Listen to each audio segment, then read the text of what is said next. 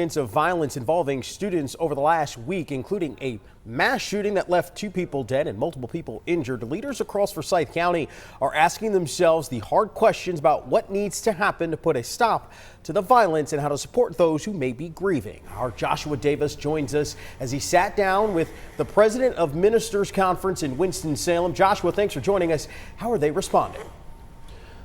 John, good afternoon. Speaking with Reverend Angela, who serves as the president of the Ministers Conference. She says churches like hers are in a unique position to offer support and guidance to a community that may still be shaken up by the events of the last week. Unfortunately, she says this isn't the first time youth violence has impacted the entirety of Winston-Salem. So the goal moving forward is to be proactive rather than reactive and finding ways to stop the root causes of violence. She says that could be through mentorship, community engagement, or even economic support, but it's not something their collection of churches can do alone. There needs to be partnership between them and the community at large to make a difference. She also had an important message to share with students, parents, and community members.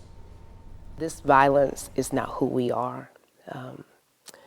The pain does not make its final say-so about where we can go, where our youth can go, where our parents and our families who are suffering and dealing with that. The hope is that we will continue to move forward. Our youth will thrive. Right now, she says the next steps are coming alongside families that are grieving and making sure they don't grieve alone. After that, it's pouring education and opportunities back into the community as we move forward. In studio, I'm Joshua Davis for WXII 12 News.